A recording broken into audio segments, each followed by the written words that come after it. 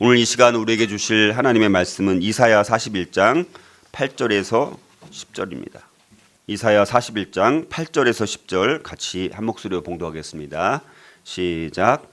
그러나 나의 종 너 이스라엘아, 내가 택한 야곱아, 나의 벗 아브라함의 자손아, 내가 땅 끝에서부터 너를 붙들며 땅 모퉁이에서부터 너를 부르고 내게 이르기를 너는 나의 종이라. 내가 너를 택하고 싫어하여 버리지 아니하였다 하였노라. 두려워하지 말라, 내가 너와 함께함이라. 놀라지 말라, 나는 내 하나님이 됨이라. 내가 너를 굳세게 하리라. 참으로 너를 도와주리라. 참으로 나의 의로운 오른손으로 너를 붙들리라. 아멘. 자리 앉겠습니다. 자, 오늘 말씀은 이제 두려워하지 말라라는 제목으로 말씀을 함께 나누고자 합니다. 최근 우리 국제 정세 참 매우 혼란하죠. 그래서 계속해서 전쟁이 계속 진행되고 있고, 또 물가가 이렇게 인플레이션, 전 세계적으로 아주 고물가 이런 시대에 우리가 살고 있고, 또 우리 국내 정세 또한 또 이번 6.3 지방선거에서 발생한 여러 투표용지 부족 사태와 관련해서도 아주 혼란과 혼돈이 초래되고 있고요. 정치, 경제, 또 사회, 문화 모든 영역에서 사실 지금 이 시대는 너무나 많은 혼란과 또 혼돈 가운데 우리가 놓여져 있는 것을 보게 되고, 또 우리가 이 정말 마지막 시대에 일어나는 많은 현상들이, 징조들이 너무나 많이 일어나고 있어서 굉장히 스트레스를 많이 받기도 하고 많이 또 지쳐 있는 그런 모습들이 점점 늘고 있는 것을 보게 되어집니다. 그리고 우리 교회 이전과도 관련해서 또 우리 인간적인 또 두려움과 또 걱정이 어느 정도 또 드는 것도 사실이고요. 자, 그래서 최근 우리 마음에 있는 이런 무거운 마음 중에 하나가 바로 두려움이라는 것입니다. 낙심이라는 것이죠. 자, 그런데 성경은 늘 말씀드리는 것처럼 성경에는 이 두려워하지 말라라는 말이 몇 번 나온다고 그랬죠? 365번. 성경에는 두려워하지 말라라는 말씀이 무려 365회. 그러니까 우리가 365일이잖아요, 1년이. 근데 365회가 반복되어서 나오고 있다는 것이 참 신기한 일이죠. 오늘 말씀에도 이사야 41장 10절에 두려워하지 말라, 놀라지 말라 이렇게 말씀하고 있습니다. 자, 2차 세계대전 때 많은 사람들이 목숨을 잃었죠. 자, 그런데 한 가지 특기할 만한 사실은 전쟁 중에 직접적으로 상해를 입어 죽은 사람도 굉장히 몇 천만 명이 죽었습니다. 자, 그런데 그렇게 상해를 직접 받아서 죽은 사람도 그렇게 엄청나게 많지만 자연 사망률도 매우 높게 증가했다라는 거예요. 그 기간 중에.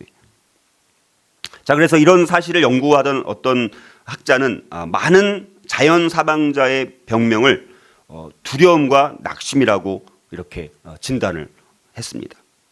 그러니까 전쟁에 대한 염증, 자신도 죽을지 모른다는 공포감, 또 미래에 대한 불안, 이런 걸로 인해서 너무나 크게 낙심한 결과 죽음에까지 이르게 되었다라는 것입니다. 자, 이렇게 두려움과 낙심은 우리의 삶의 의욕을 빼앗아 버리는 아주 무서운 질병 중에 하나라는 것입니다. 자, 그뿐만 아니라 우리들에게 두려움과 낙심은 하나님께 대한 믿음을 잃게 하는 무서운 대적이 될 수도 있습니다. 자, 그런 면에서 우리 이사야 오늘 말씀은 이 말씀을 통해서 우리들에게 하나님의 위로를 전하고 있습니다. 우리는 낙심하거나 두려워하지 말라라는 것입니다. 하나님의 백성으로 택함을 받은 성도들은 비록 수많은 어려움과 생명을 위협하는 요소들이 많이 있음에도 불구하고 성도들을 향한 하나님의 불변의 사랑과 강권적인 보호로 말미암아서 우리를 지켜주신다라고 말씀을 하는 것입니다. 특히 오늘 이사야 41장 우리 10절에서 우리 두려워하지 말아야 될 세 가지 이유를 함께 나누고자 합니다.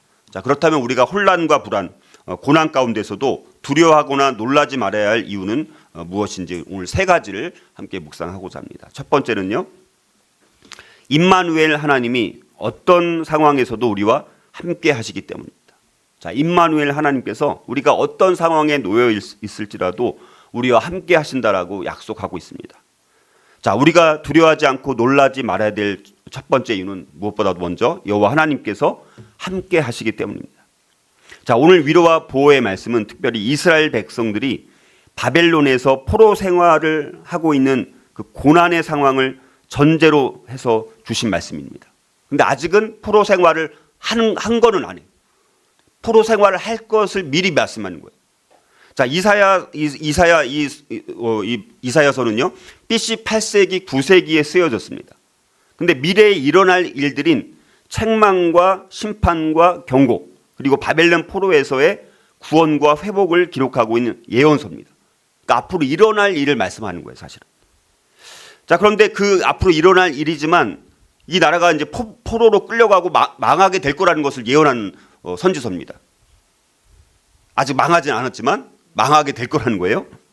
그래서 어쩌면 지금 이사야를 읽고 있는 당시 이스라엘 백성들은 아마도 이방 땅인 이 바벨론의 포로가 될 자신들의 그 형편과 상황을 개탄하면서 아주 크나큰 두려움에 사로잡혀 있었을 가능성이 많다는 것이죠. 자, 이스라엘 자손들은 불안하며 또 고통스러운 형편과 상황으로 인해서 자신들이 과연 하나님의 백성인지 또 그토록 초라한 자신들의 미래가 어떻게 될 것인지에 대한 혼돈 속에서 굉장히 힘겨워하고 있었을 그런 상황이라는 것이죠. 하나님의 징계로 말미암아서 나라를 잃고 먼 이방 땅으로 끌려가서 포로 생활을 하게 될 이스라엘 백성들의 심정은 아마도 자신들이 버림을 받은 것처럼 느꼈을 거라는 거예요. 그리고 이처럼 하나님으로부터 버림받았다라는 생각은 그들의 상황에 대해서 비관하고 절망과 또 낙담에 빠지게 했을 것입니다. 자, 그런데 하나님은 그처럼 두려움에 사로잡혀 있는 이스라엘 백성들을 향해 말씀하십니다. 이사야 41장 10절은 이렇게 시작하죠. 두려워하지 말라, 내가 너와 함께 함이라. 이렇게 말씀합니다. 하나님은 비록 이스라엘을 징계해서 그들의 기업의 땅에서 쫓아내시기는 하겠지만, 자, 그러나 이스라엘이 포로가 되어간 그곳에서도 이스라엘과 함께 하신다는 거예요. 가나안 땅에서만 함께 하는 것이 아니라 이방 땅에 있을지라도 하나님은 그들과 함께 하시겠다라는 것입니다. 다시 말해서 하나님께서 하나님의 백성의 고난의 현장에 함께 하신다는 거예요. 자, 그러니까 이스라엘 백성들이 두려워하지 말아야 되는 이유는 하나님께서 함께 하신다는 약속이 이스라엘 자손들에게 보장되어 있기 때문이라는 것이죠. 하나님은 하나님의 백성이 처한 어떤 상황 가운데서도 그들과 함께 하십니다. 특별히 하나님의 백성들이 처한 상황이 고난의 현장일 때 더 그렇습니다. 자, 그러나 이스라엘 백성들은 생각하기에 하나님은 그들이 가나안 땅에서 평안히 거할 때에만 함께 하실 뿐, 먼 이방 땅에서 고난을 당할 때에는 그들을 버리신 것으로 간주하는 것이죠. 우리도 그렇지 않습니까? 우리가 정말 평안할 때는 와, 하나님이 참 함께 하시는구나.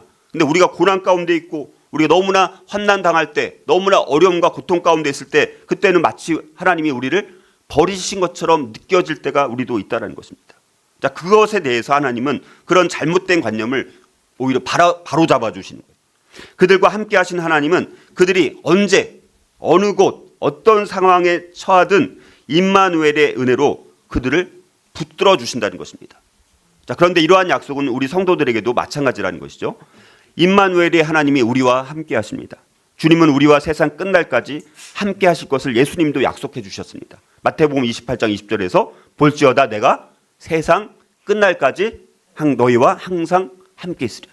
예수님께서 마지막으로 남겨주신 유언 중에 하나가 내가 세상 끝날까지 너희와 항상 함께 있겠다, 이렇게 약속하신 거예요. 히브리서 13장 5절에서도 이렇게 약속하죠. 내가 결코 너희를 버리지 아니하고 너희를 떠나지 아니하리라, 이렇게 약속하십니다. 자, 이렇게 우리와 함께 하시는 하나님은 모든 시련으로부터 우리를 안전하게 보호하시는 것입니다. 하나님이 함께 하시는 한 불같은 시험일지라도, 그리고 험한 물처럼 엄몰하는 그 어떤 위기도 우리를 어찌하지 못한다라는 사실입니다. 자, 그러므로 우리는 신앙의 여정에서 이런 시련을 만날 때 두려워하지 말고 히브리서 13장 6절 말씀을 기억해야 합니다. 주는 나를 돕는 이시니 내가 무서워하지 아니하겠노라. 사람이 내게 어찌하리요. 사람이 내게 어찌. 사람이 우리를 어찌할 수 없다라고 말씀하십니다. 위기와 시련 가운데서도 우리는 바로 이 믿음으로 담대하게 신앙을 지키면서 신앙의 순례 여정을 계속해서 전진해 나갈 수 있어야 되는 것입니다. 하나님께서 우리와 함께 하시기 때문에 우리의 모든 미래는 하나님의 도우심과 교통 속에서 진행될 것입니다. 자, 그러므로 우리 인생의 키를 하나님께 온전히 다 맡길 수 있어야 합니다. 우리가 하는 모든 일과 미래의 모든 키까지도 다 하나님께 다 맡겨야 되는 것입니다. 우리가 고난 중에 있을 때에도 하나님은 우리와 함께 하십니다. 세상 끝날까지 함께 하실 것입니다. 혼란과 불안, 고난 가운데서도 우리가 두려워하거나 놀라지 말아야 되는 이유가 무엇입니까? 바로 임마누엘 하나님이 어떤 상황에도 우리와 함께 하시기 때문에 우리가 다시 한번 기억하고, 오직 우리가 살 길은 우리와 함께 하시는 그 임마누엘 하나님, 예수 그리스도, 믿음, 말씀 뿌림을 믿고 우리가 함께 나갈 수 있기를 주님의 이름으로 축복합니다. 혼란과 불안, 또 고난 가운데서도 두려워하거나 놀라지 말아야 될 이유는 또 무엇일까요? 두 번째는 전능하신 하나님이 언제나 우리와 함께 하시기 때문에, 전능하신 하나님이 언제나 우리의 하나님이시기 때문이라는 것입니다. 자, 하나님은 또 이사야 선지자를 통해서 이제 한 걸음 더 나아가서 이사야 41장 10절은 또 이렇게 말씀합니다. 놀라지 말라, 나는 내 하나님이 됨이라. 자, 이 말씀은 이스라엘 자손이 아무리 혹독한 고난의 현장에 있다 할지라도 당황해서는 안 될 이유가 다름 아닌 전능하신 하나님이 바로 그들의 하나님이시기 때문임을 분명하게 밝히고 있습니다. 자, 그런데 여기에서 하나님에 해당하는 이 히브리어 엘로힘, 그렇죠? 엘로힘은 하나님의 창조주 되심을 나타낼 때, 다시 말해서 하나님의 전능하심을 부각시킬 때 사용하는 대표적인 하나님의 이름이 뭐라고요? 엘로힘이에요. 엘로힘. 여호와는 특별히 언약과 관련되어서, 자, 엘로힘은 전능하신 하나님, 창조주 하나님을 강조할 때 나타내는 이름이 엘로힘이란 이름입니다. 자, 하나님께서는 스스로 하나님 자신에게 부여하신 이름을 갖고 계십니다. 그런데 이건 굉장히 중요한 의미를 갖고 있습니다. 하나님은 온 우주를 창조하신 분으로 만유보다 크신 분이지만 하나님 자신을 이스라엘 백성들, 그들의 엘로힘의 하나님으로 소개하시면서 고난 중에 처한 하나님의 백성들과 함께 하시는 분, 그들과 긴밀한 언약 관계를 소유하신 분으로 하나님 자신을 소개하시는 것을 지금 주저하지 않고 내 하나님이 됨이라, 엘로힘이다 라고 말씀하고 계십니다. 자, 이 말은 하나님께서 자신을 낮추셨다는 것입니다. 자신을 낮추심으로 피조물, 특히 이스라엘 백성들과 교제하게 되었다는 것입니다.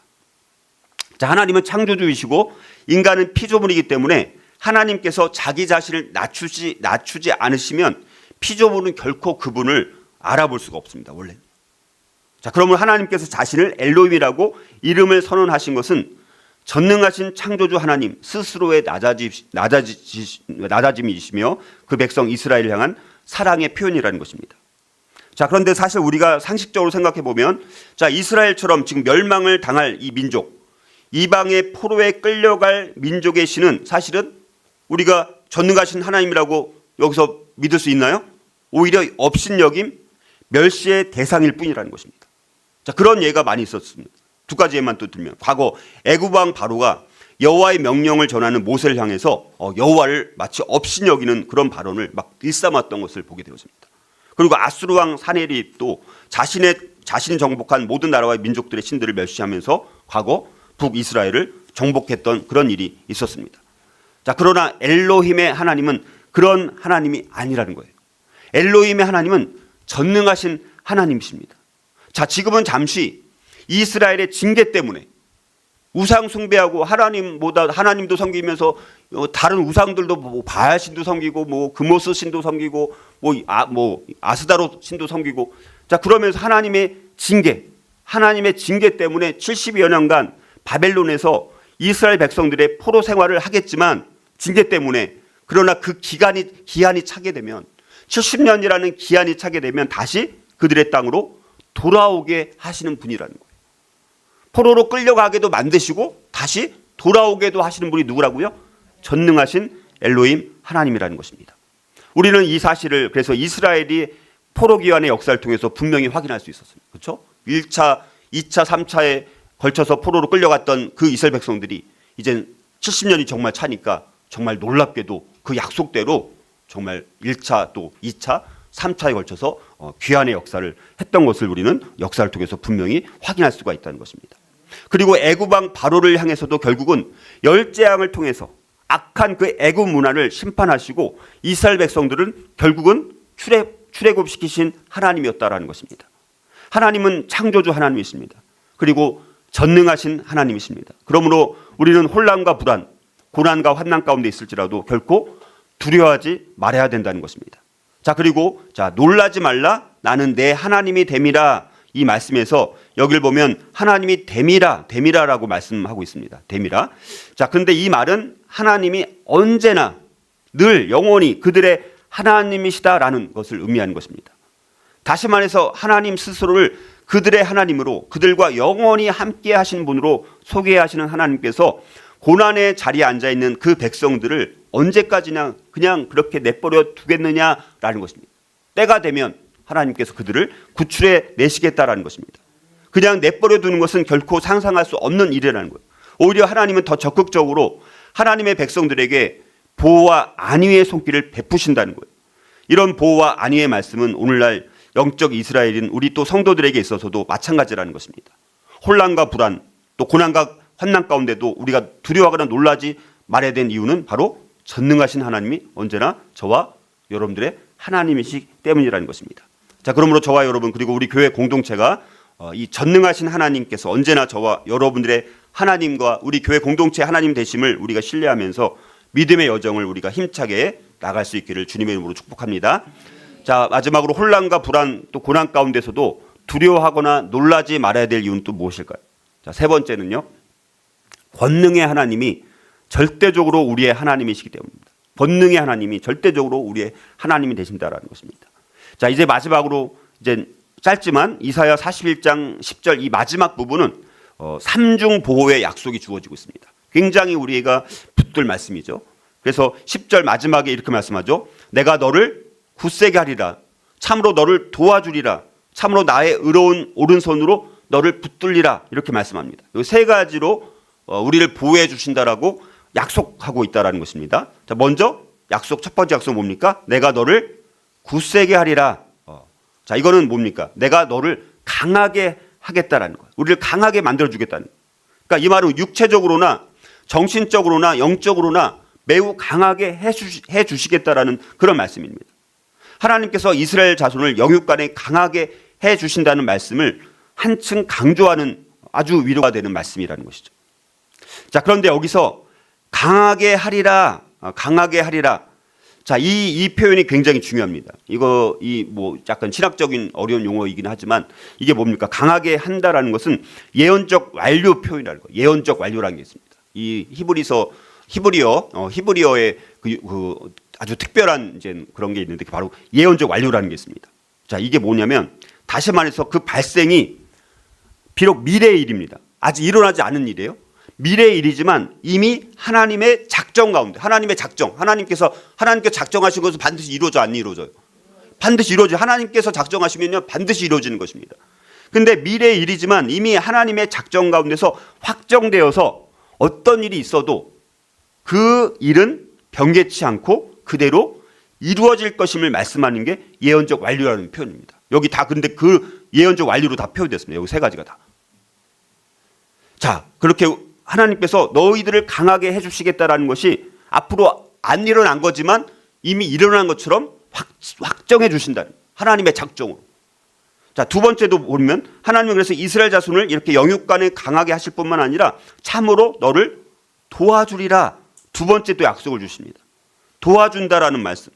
우리를 물심양면으로 궁핍한 자를 돕고 그 모든 필요를 채워준다는 그런 말입니다. 하나님은 하나님의 백성인 이스라엘 그리고 저와 여러분들의 모든 필요를 아시고 그 모든 필요를 충족시켜 주신다라는 것입니다. 자, 그래서 우리 교회 이전 과정 가운데도 마찬가지죠. 우리가 교회 이전하면서 필요한 것이 엄청나게 많습니다. 그 필요를 우리가 하나님께 구하고 우리가 기도해야 돼요. 그러니까 우리가 그냥 가면 안 됩니다. 철저하게 기도로 준비해서 가야 됩니다. 우리의 필요를 하나님께서 채워주십시오. 그러나 그것이 우리의 그냥 이익만을 위해서 필요를 채워주는 것이 아니라 우리가 이전하는 목적이 뭡니까? 정말 더 하나님께서 우리 교회에 맡겨주신 사명을 우리가 정말 순종하고 쓰임받기 위해서 우리가 옮기는 것 아닙니까? 우리가 그 목적 때문에 가지 않는다면 아무런 필요가 없는 거예요. 우리가 거룩한 목적, 그의 나라와 그의 의를 구하는 이 목적을 가지고 우리가 성도들이 함께 기도로 마음을 모으고 준비된 마음으로 우리가 갈 수만 있다면 하나님께서 그곳에서 우리가 사역을 할 수 있는 우리에게 맡겨주신 비전과 사명을 이루어갈 수 있는 모든 필요를 채워주실 것이다라는 그 믿음을 가지고 참으로 너를 도와주리라는 이 약속의 말씀을 우리가 믿고 함께 우리가 그 믿음의 길을 걸어갈 수 있었으면 좋겠습니다. 자, 그래서 이 같은 또 사실에 더해서 참으로라는 말이 또 되어 있습니다. 너를 도와주겠다라는 걸로 끝나는 것이 아니라 그 앞에 참으로라는 이 강조 이거를 추가해서 말하고 있다는 것. 그리고 그 동사도 아까 말씀드렸던 것처럼 예언적 완료형이 되어 있다라는 거예요. 그러니까 아주 확실하게 아직 일어나지도 않은 일이지만 분명하게 그 일은 이제 변개치 않고 반드시 이루어지게 될 것이다. 반드시 너를 도와주겠다라고 확실하게 강조해서 말씀을 하고 있다는 것입니다.